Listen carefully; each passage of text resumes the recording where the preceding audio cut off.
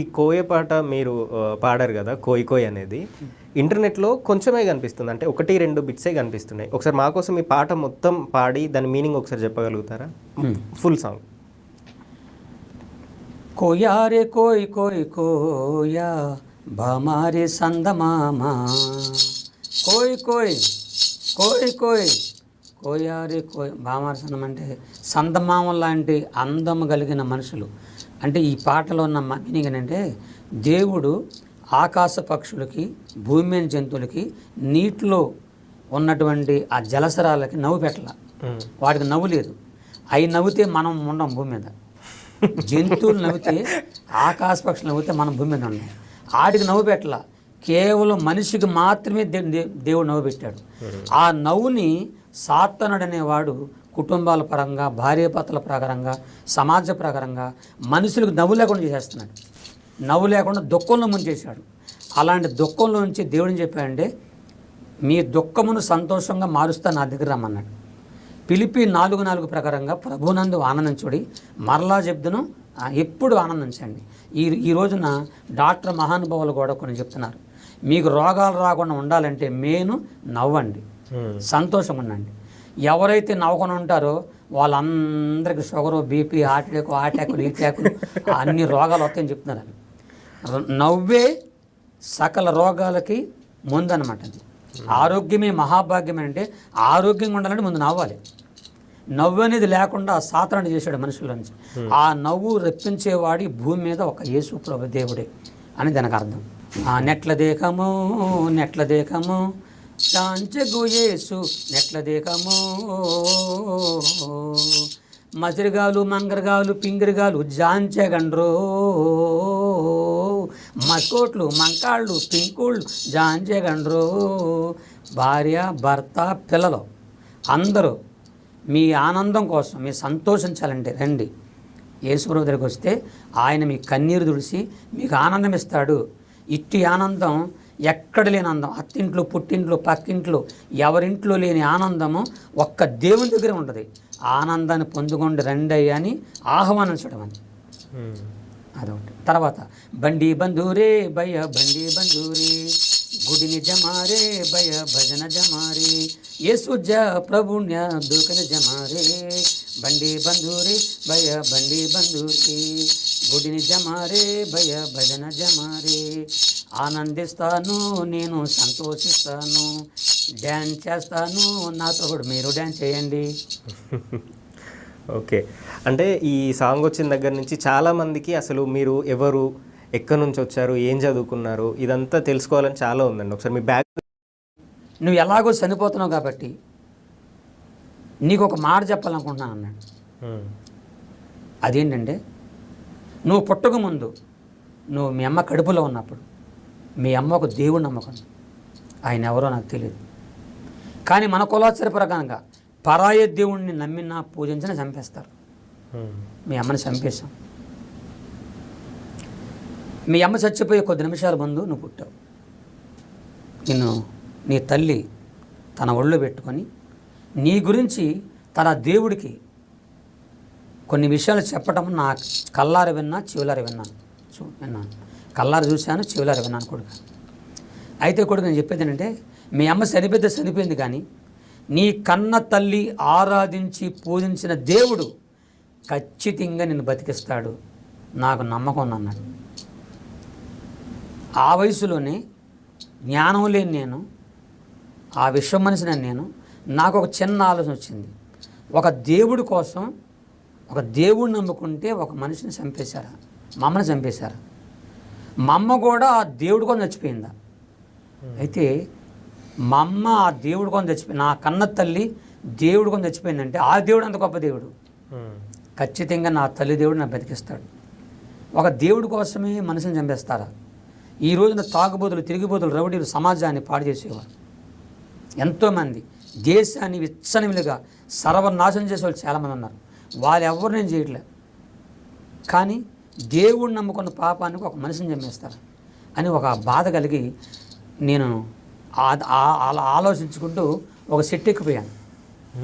ఆ చెట్టు ఎక్కి చెట్టు మీద నిలబడ్డాను. చెట్టు మీద నిలబడి ఆకాశంగా చూస్తూ నాకు వచ్చిరైన మాటలతో గట్టిగా కేకేస్తున్నా, ఏడుస్తూ బాధపడుతూ, తల్లి, నన్ను కన్న తల్లి, ఆరాధించి పూజించిన దేవుడా, నన్ను బ్రతికించు, నేను చచ్చిపోతున్నాను అని ఏడ్చాను. అప్పుడు ప్రపంచంలో భారతదేశం, ఈ భారతదేశంలో ఉన్నటువంటి ఆ అడవుల్లో నిలువెల్ల నడినెత్తి నుంచి అరికాల వరకున్న నిలువెల్ల పామేశ్వరం నిండిపోయి రోగినై అడవిలో చచ్చిపోతున్న నన్ను పరలోకమందున్న దేవుడు చూశాడు. దేవుని స్తోత్రం. మనుషులు నా దగ్గరికి వచ్చే అవకాశం లేదు. ఏ పాస్టర్ గారులు కానీ ఏ విశ్వాసులు కానీ వచ్చి మీసాల గొప్ప యేసు ప్రభు నమ్మకో నిన్ను బాగు చేస్తాడని చెప్పేవాళ్ళు లేరు. కారణం, నేనున్నది భయంకరమైన అడవి, నా చుట్టూ క్రూరమైన జంతువులు, పులులు, సింహాల జంతువులు ఉంటాయి. నా దగ్గరికి రావాలంటే వాటిని దాటి రావాలి. వాటిని దాటాలంటే పులుల్లారా, సింహాలారా, మీసాల గురప్పకు వాక్యం చెప్పాలి, పక్కకు రండి అంటే అలాగే పాస్టర్ గారు, ప్రైజ్లాడు పాస్టర్ గారు రండి అంతయా, వాటిని చూడగానే ప్రతి ఒక్కరు పారిపోతారు. అలాంటి నన్ను అంటే ఈరోజు ఈ మాట చెప్పడానికి ఒక ముఖ్యమైన కారణం ఉంది. బలవంతంగా ఒక మనిషిని మతంలో మార్చేస్తున్నారంటున్నారే. ఏ మనుషుడు, అమెరికా వాళ్ళు కానీ, జపాన్లు కానీ, ఇంకొకరు కానీ, ఎవ్వరు కానీ, ఈ భూమి మీద పుట్టిన ఏ మనుషుడు కూడా వచ్చి నా దగ్గరికి వచ్చి ₹1 ఇవ్వలేదు, నాకు ఒక మాట చెప్పలేదు, మతం మారు అని చెప్పలేదు నాకు ఎవరు. అసలు మనుషులు చెప్పాల. మనుషులు కొత్త కనిపిస్తే చాలు ముందు నా పని నుండి గిల్లుగర చేయడమే. కొత్తగా మనిషి కనపడకూడదు నాకు. పాత వాళ్ళు అయితే ఏం చేయను నేను. కొత్తగా మనిషి కనపడ్డాడా అంటే ఆడు నన్ను ఏం చేస్తా కొత్తనాడని. ఇప్పుడు పాము ఏం చేద్ది, ఎవరు నొత్తి ఊరుకుంటుందా, వీళ్ళు కలిసేద్ది కదా. అలాంటి స్వభావం నాది. అందుకని మనుషులు నా దగ్గర రారు. మనుషులు చూడని పట్టించుకోనని నా దగ్గరికి రారు, నాకు వాక్యం చెప్పరు. కాబట్టి అది తెలుసుకున్న దేవుడు నా కోసం పరలోకమందున్న దేవుడు, పరలోకమందున్న దేవదూతని ఒక మనిషి రూపంగా నేను ఎక్కడైతే ఏ చెట్టు మీద నేను నిలబడి ఉన్నానో ఆ చెట్టుకి 10 అడుగులు ఎత్తు దూరంలో తెల్లని వస్త్రాలు ధరించుకొని దేవదూత ఒక మనిషి రూపంగా నా ముందు నిలబడ్డారు. గాలిలో నేను నిలబడింది చెట్టు మీద, దేవదూత గాల్లో మనిషి నిలబడరు. నాకు ఆశ్చర్యంగా చూస్తా ఉన్నా నేను. ఆ దేవదూత నన్ను చూస్తూ నాకు అర్థమయ్యే భాషలో మాట్లాడుతున్నారు. మన దేవుడికి భూమి మీద ఉన్న అన్ని భాషలు వచ్చు. మన దేవుడికి రాని భాషలు భూమి మీద ఉన్నాయా అంటున్నా, అడుగుతున్నా. లేవు.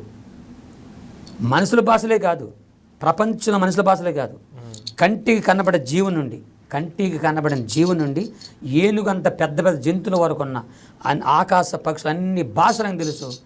మాలాంటి వెనకబడిన మాట్లాడుతూ చిక్కమింగండి మేసల గొప్ప వాతిని జలతంగారు జలపనం కాసుకుని జలపన దేహం ఏసు నడదేకమే జేనేళ్ళ దేహం. ప్రపంచంలో నీ రోగాన్ని బాగు చేసి ఒక మనిషిగా చేయగలిగిన ఒకే ఒకడున్నాడు. ఆయన ఎవరో కాదు, నీ కన్న తల్లి ఆరాధించి పూజించిన ఆ దేవుని పేరు యేసు క్రీస్తు ప్రభు అని చెప్పారు. దేవునికి స్తోత్రం. ఇప్పుడు మీ జాతి వాళ్ళు కానీ మీకు సంబంధించిన ఫ్యామిలీస్ ఏవి కూడా అడవిలో లేరు ఇప్పుడు ఎవరు? లేరమ్మా, అందరూ ఊర్లకి వెళ్ళిపోయారు, వలస వెళ్ళిపోయారు. కొంతమంది ఉండొచ్చేమో కానీ ఉన్నారు, కానీ నేను అప్పుడప్పుడు వెళ్తుంటాను. కానీ అంతగా దూర బంధుత్వం ఉంది, కానీ దగ్గర లేదు.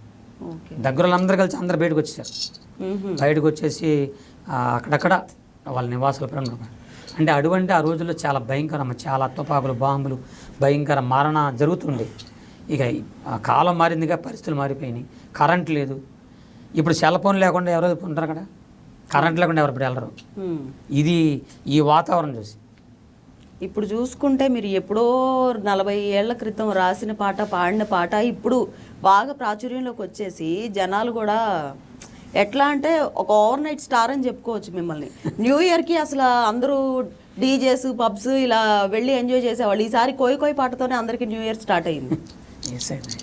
మీకు ఈ విషయం ఎలా తెలిసింది అసలు? ఏ విషయం? ఇట్లా కోయి కోయి పాట బాగా జనాల్లోకి వెళ్ళిపోయింది, సోషల్ మీడియాలో బాగా దుమ్ము రేపుతుందని.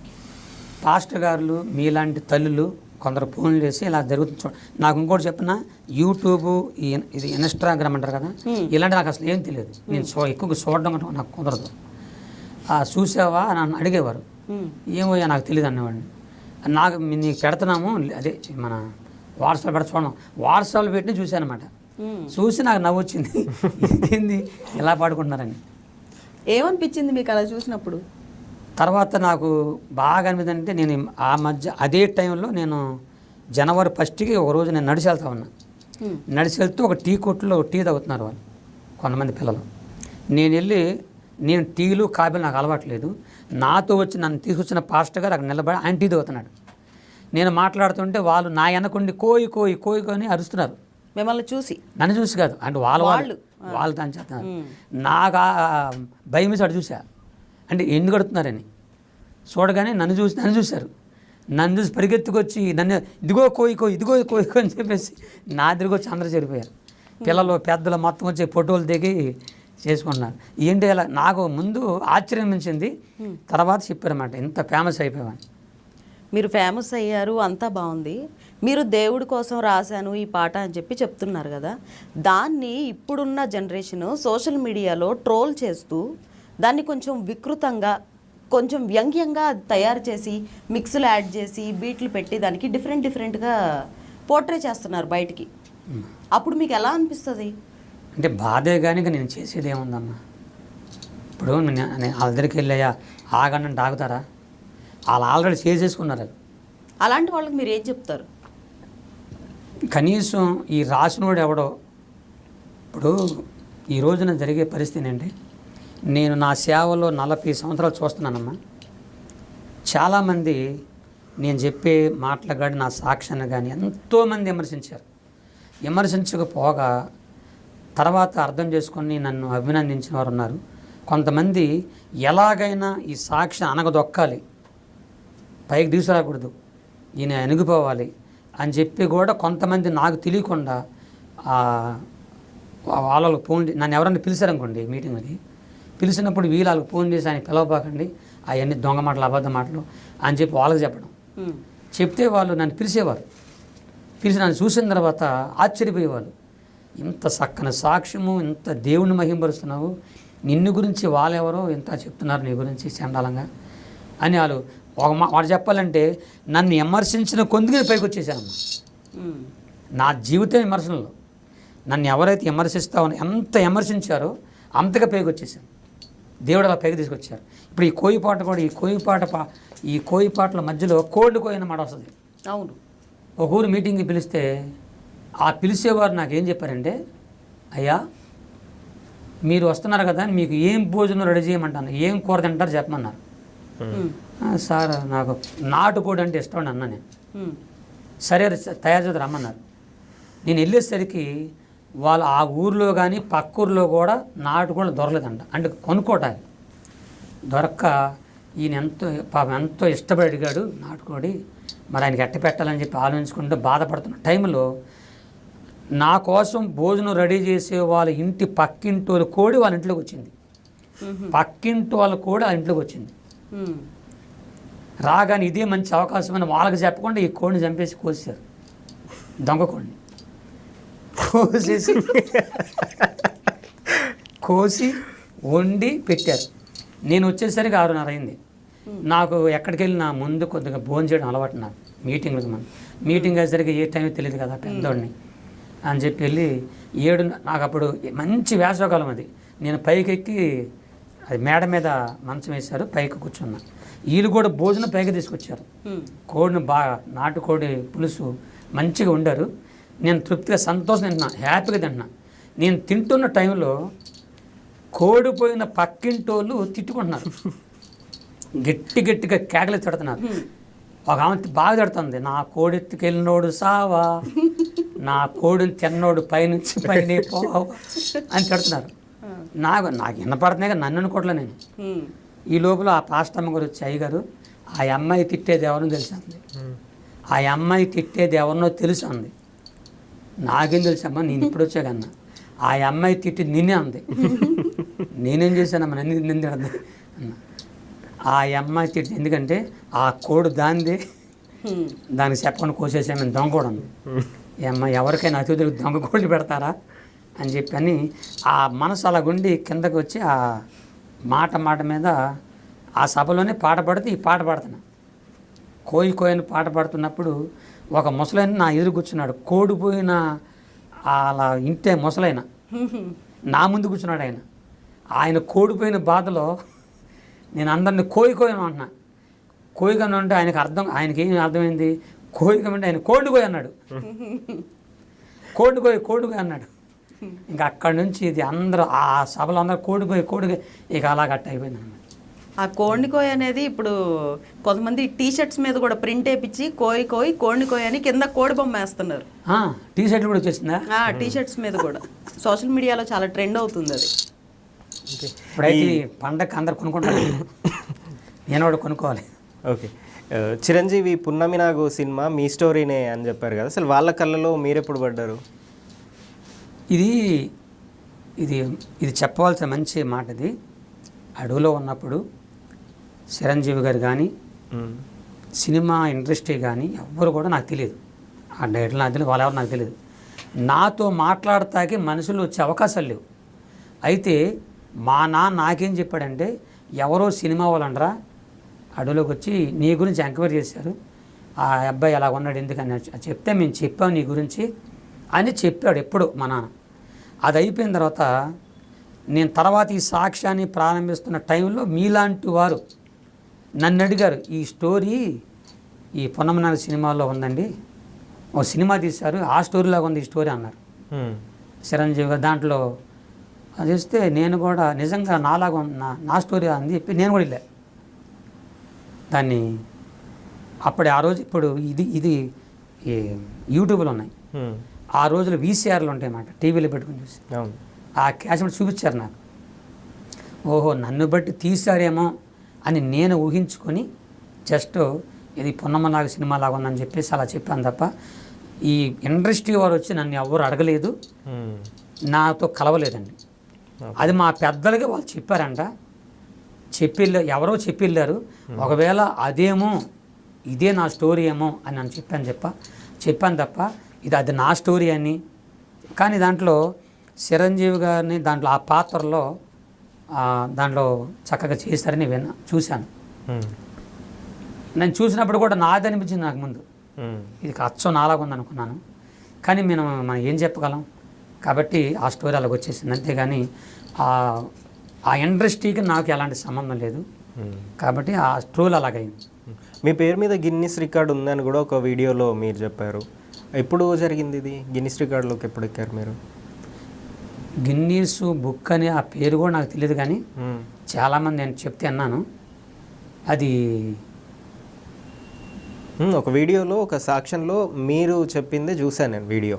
గిన్నిస్ రికార్డ్స్లో ఉన్న పేరుంది, ప్రపంచం మొత్తంలో ఇట్లా పార్మిషన్ తీసుకున్న వాళ్ళు 7 ఉన్నారు, ఆ 7లో నేను ఒకరిని, ప్రస్తుతానికి నేను ఒక్కరినే బతుకున్నాను, మిగిలిన 6 చచ్చిపోయారని చెప్పి మీరు మాట్లాడిన వీడియో ఒకటి చూశానండి.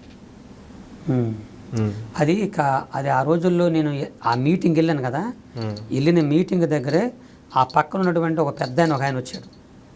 వచ్చి ఆయన చెప్పాడు మాట, గిన్నిస్ బుక్ నాకు తెలియదండి అన్న, దాంట్లో నీ పేరు ఉంది, 7 విష మనుషులు ఉంటారు, 7 ఉన్నారు వాళ్ళు, ఆ 7లో నువ్వు బతుకావు అనమాట, ఆ దేవుడు బతికించాడేమో అనిపించరికి ఇక నేను అది ఊహించుకొని అలా చెప్పాను. అంతేగా నేను ఎప్పుడు చూడలేదు అసలు ఆ గిన్నిస్ బుక్ ఎలా ఉంటుందో కూడా తెలియదు.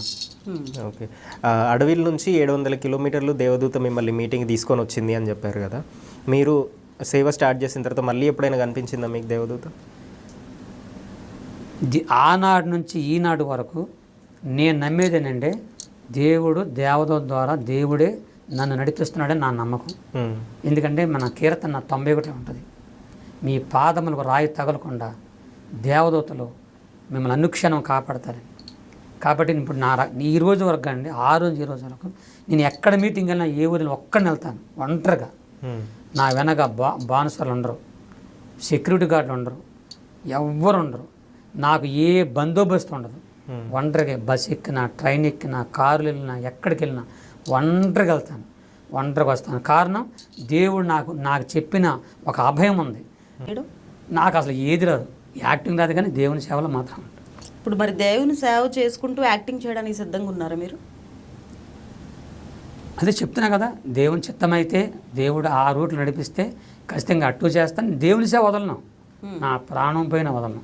నేను సేవలోకి వచ్చిన కొత్తలో రాసుకున్న ఫస్ట్ పాట నా పనులు నాకు నేను చదువుకుంది 7వ తరగతి చెప్పా కదా, 7వ తరగతికి నన్ను ప్రేమించి గవర్నమెంట్ వారు చిన్న జాబ్ ఇచ్చారు స్టేట్ బ్యాంకులో. అది కూడా వాలంటరీగా, అంటే కొంతకాలం నమ్మకంగా ఉంటే పర్మనెంట్ చేస్తామన్నారు. ఎప్పుడో జాబులోకి వెళ్ళానో వెంటనే నా మనస్సాక్షి గద్దిచ్చింది. నేను ఆ రోజు దేవుడికి మొక్కుబడి చేసుకున్నాను, దేవుడా యేసయ్య నన్ను బతికిస్తే చచ్చిపోయేవారు నేను సేవ చేస్తాను, నన్ను మొక్కుబడి చేసుకున్నాను. కాబట్టి ఇప్పుడు మరి ఈ పని చేస్తాను అని అనుకున్న టైంలో దేవుడు నాతో మాట్లాడడం అనిపిస్తుంది. ఒక ద్వారా సృష్టిని కలిగించాను, నేను పూజించలేనా? పూజించాడు. నన్ను, నా భార్యని, నా 2 కూతురికి పెళ్ళిళ్ళు చేశాడు, నా కుటుంబాన్ని నిలబెట్టాడు, ఇప్పటికీ నడిపిస్తూనే ఉన్నాడు. కాబట్టి ఇప్పుడు నా దేవుని సేవ విడిచిపెట్టి ఇంకో దాంట్లోకి వెళ్ళాల్సినంత అవసరం లేదు, అంత కర్మ కూడా నాకు పట్టలేదు. నన్ను దేవుడిని పూజించుకుంటాడు. కానీ ఒకవేళ దేవుడే ఈ ద్వారం తెరిస్తే ఎల్లమంటే తప్పనిసరికి వెళ్ళాలి, తప్పదు. ఇది కూడా ఒక దేవుని సువార్తకు అని ఒక ద్వారం ఆయన తెరిస్తే వెళ్తాను, ఓకే. అంతేగాని దేవుని సేవ మాన్నం.